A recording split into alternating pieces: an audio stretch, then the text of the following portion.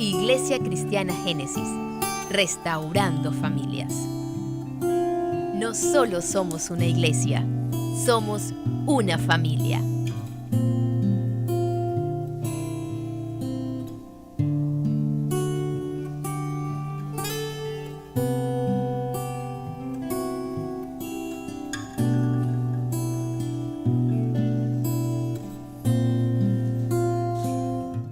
Buenos días, hermanos. Aquí estamos de nuevo para celebrar el último culto de este año. Indudablemente pues le estamos muy agradecidos al Señor por permitirnos llegar a la culminación de este año, que todos han sabido cómo ha ocurrido.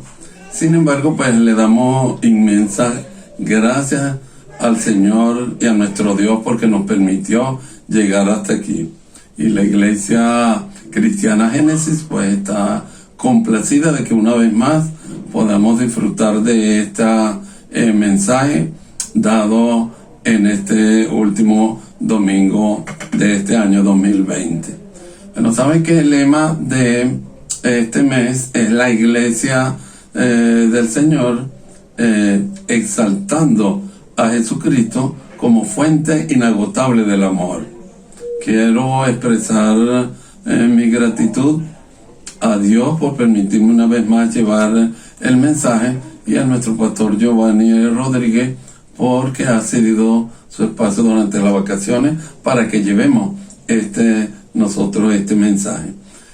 Vamos a buscar en nuestra Biblia a la carta a los Filipenses, en el capítulo 2, en el versículo 5, y dice de esta manera en la versión Reina Valera: haya pues en vosotros este sentir que hubo también en Cristo Jesús, el cual, siendo en forma de Dios, no estimó el ser igual a Dios como cosa a que aferrarse, sino que se despojó a sí mismo, tomando forma de siervo, hecho semejante a los hombres, y estando en la condición de hombre, se humilló a sí mismo, haciéndose obediente hasta la muerte, y muerte de cruz, por lo cual Dios también lo exaltó hasta lo sumo, y le dio un nombre que es sobre todo nombre, para que en el nombre de Jesús se doble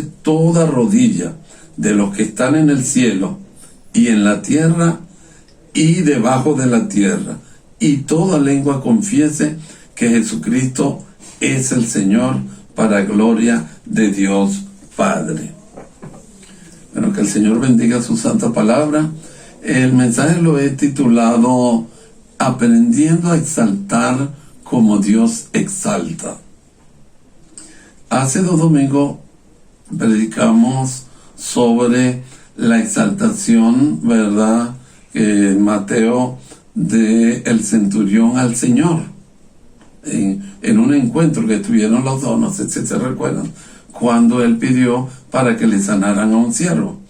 Álvaro posteriormente predicó sobre la exaltación del nacimiento del Señor en Belén, motivo pues de nuestra Navidad, y de todos los nombres que recibía el Señor en su adoración durante el nacimiento.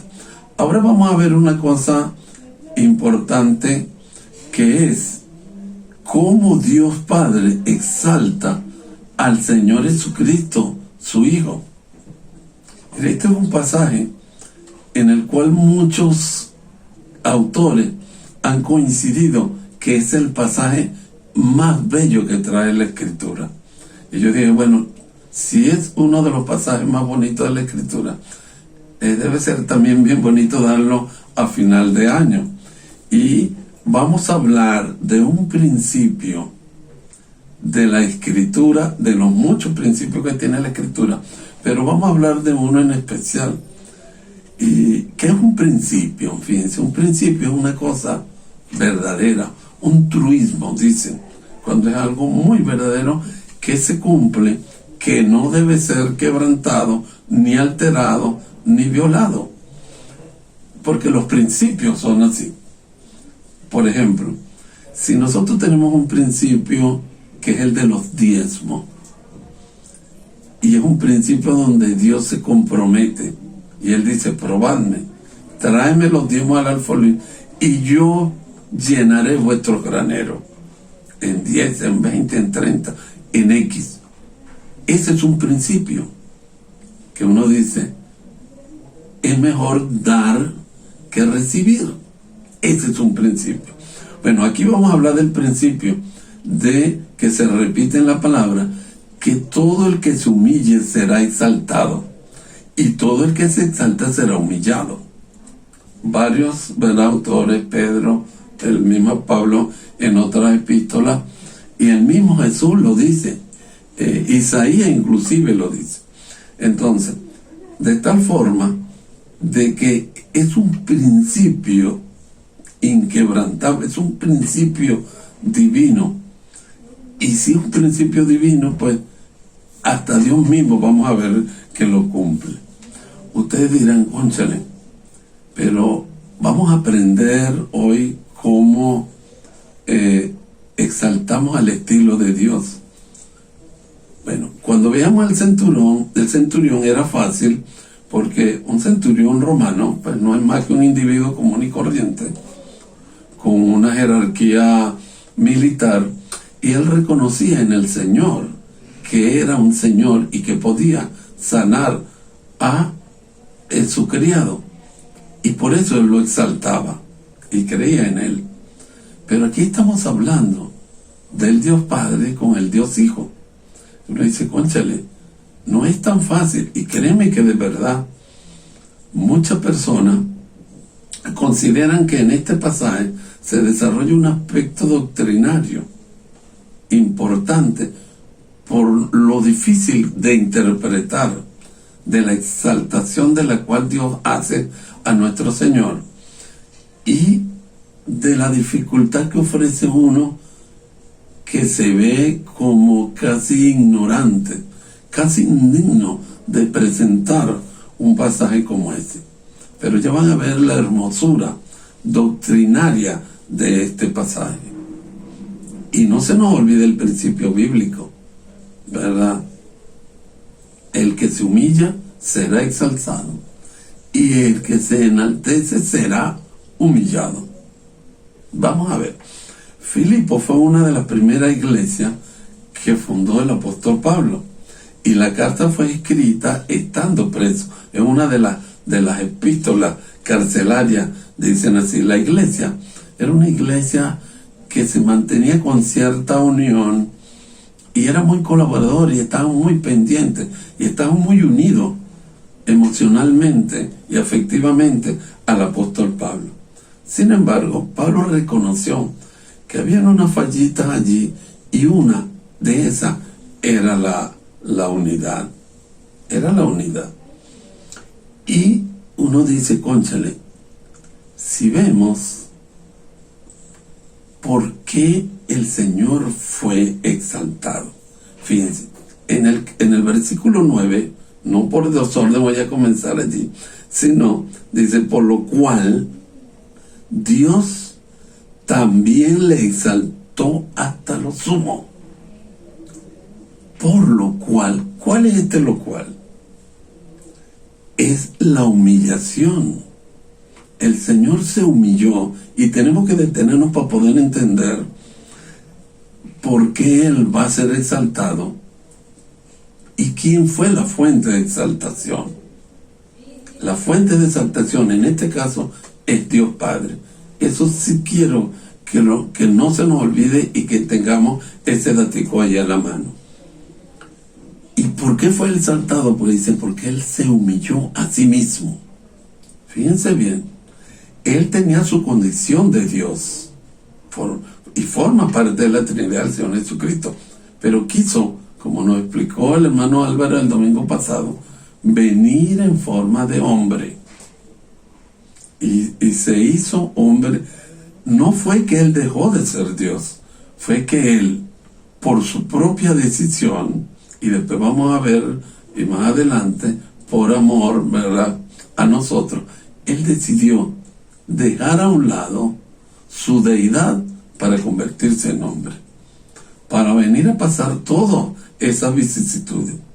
Y dice que no es solamente se humilló a la condición de hombre, sino que decidió hasta morir de forma humillada, porque morir en una cruz era la humillación más grande. Y ya sabemos el significado de esa muerte para nosotros. Es su inmenso amor, como dice el lema, es su inagotable amor. Para un Dios, hacerse hombre es una humillación, y llegar hasta morir es una humillación más.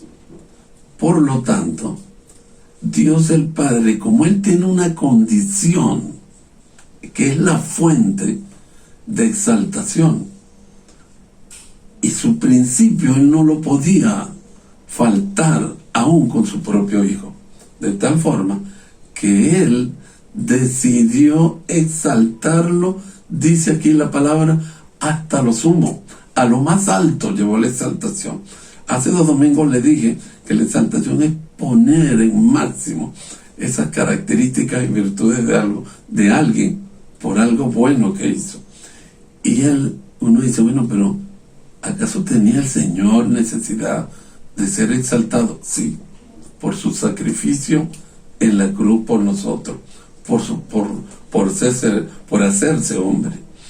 Y vamos a ver 4 aspectos en los cuales el Señor le dio esa exaltación. En primer lugar, la resurrección. Acuérdense que el Señor es el primero en resucitar para siempre. Por ejemplo, Lázaro resucitó pero murió otra vez. Entonces eso fue un privilegio que le otorgó Dios en su exaltación, era que Él volviera de nuevo a la vida. El segundo aspecto fue la ascensión. Él ascendió con un grupo de ángeles, fue llevado allá. El tercero fue la coronación y estar sentado a la diestra. Y el cuarto elemento de esa exaltación importante fue que lo puso como intercesor. Acuérdense que nosotros tenemos en el Señor Jesucristo un sacerdocio, un sacerdote que está interfiriendo por nosotros. Sin embargo, dice la palabra que lo exaltó a lo sumo. O sea, que lo exaltó más allá. ¿Y quién es la fuente de exaltación? Repito, Dios. Dios es la fuente de exaltación. Él tenía que cumplir su principio. El Señor se humilló y yo tengo que cumplir, ¿verdad?, exaltándolo. Y fue tanto lo que el Señor hizo por nosotros, es todo ese sufrimiento y pasión en la cruz, que dice, lo exaltó a lo sumo, a lo máximo. Fue como una hiperexaltación, una super exaltación, una ultra exaltación. Ahora, ¿esto tiene aplicación práctica? Claro que sí.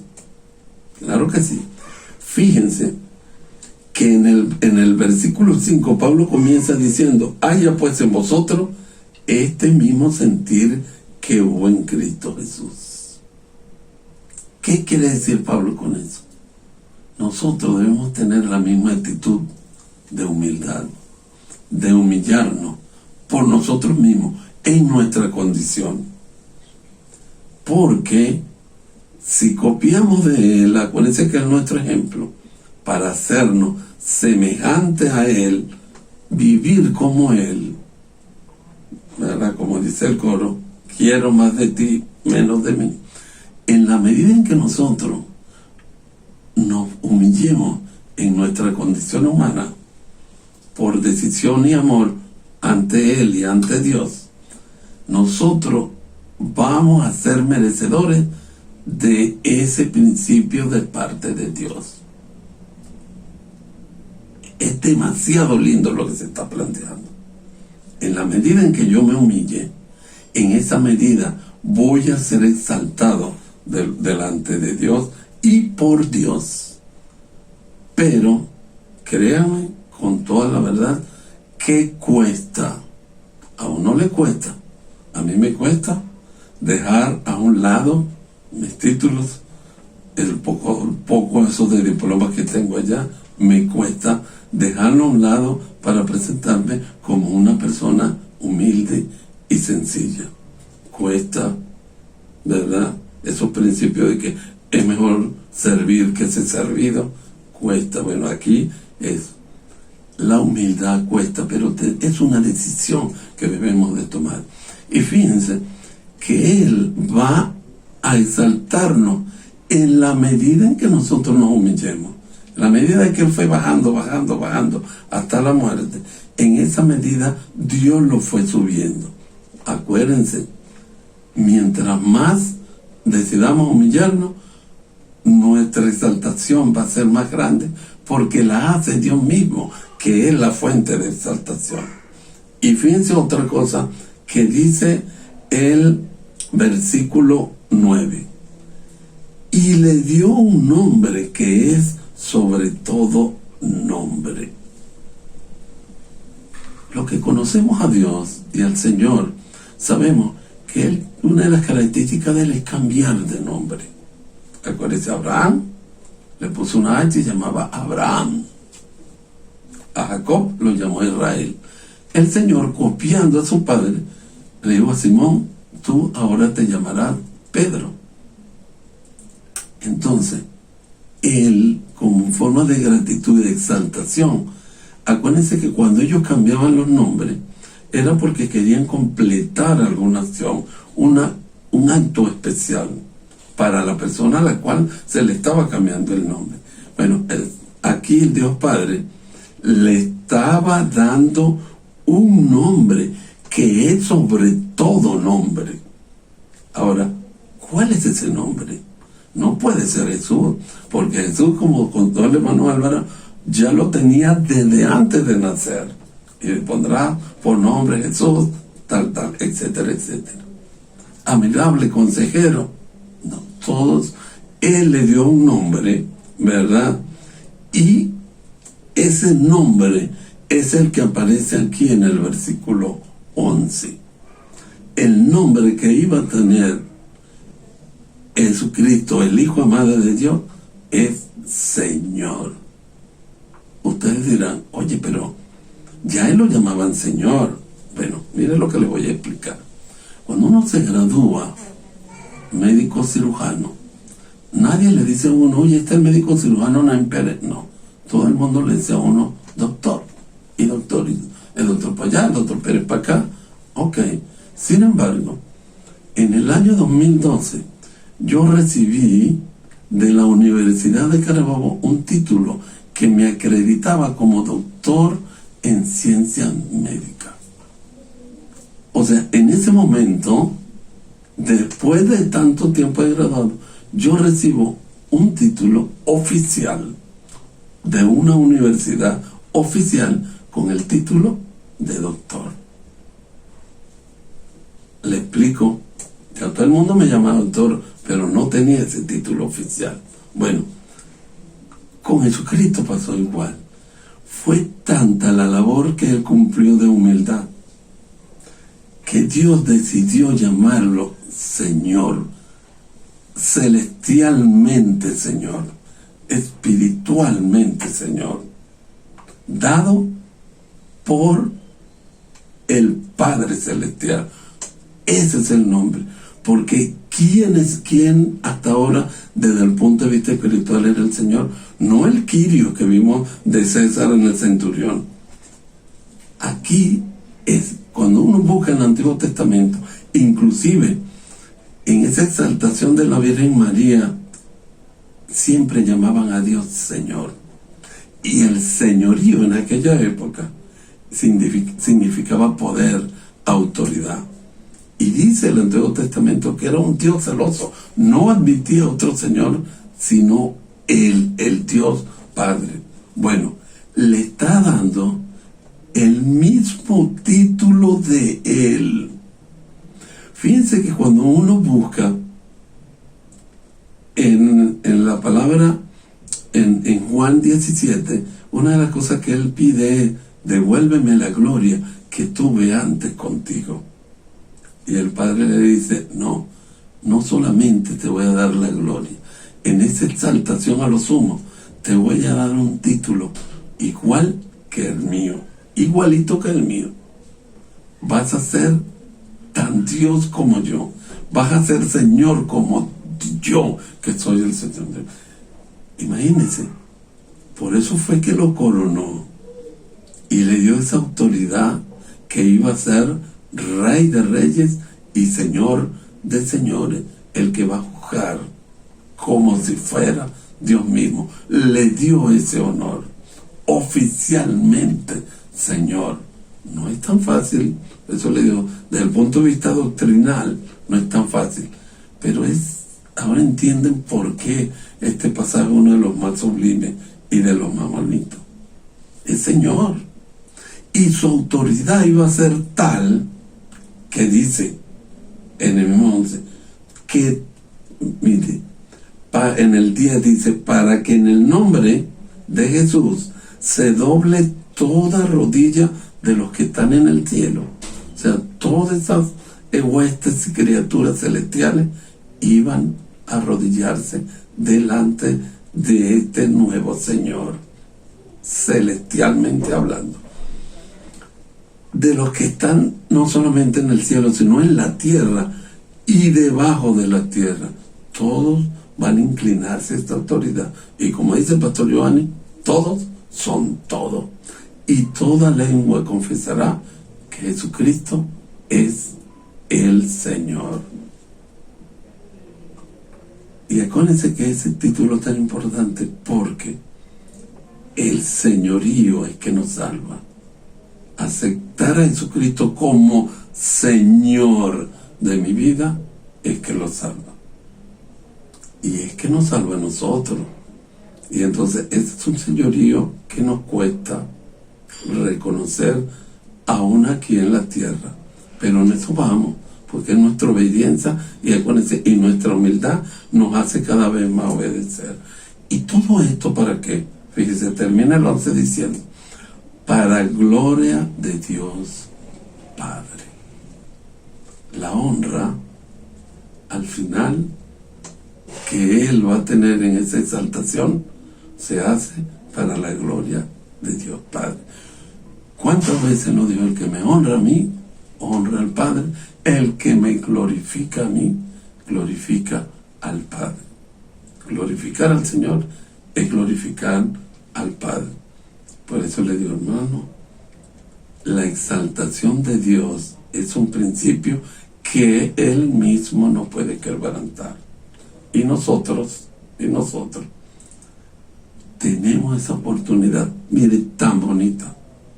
Así como la oportunidad que tuvimos durante este año, que con todas las cosas malas que pasó, estamos aquí y estamos hoy predicando y oyendo esto para cerrar el año con esa cosa tan bonita.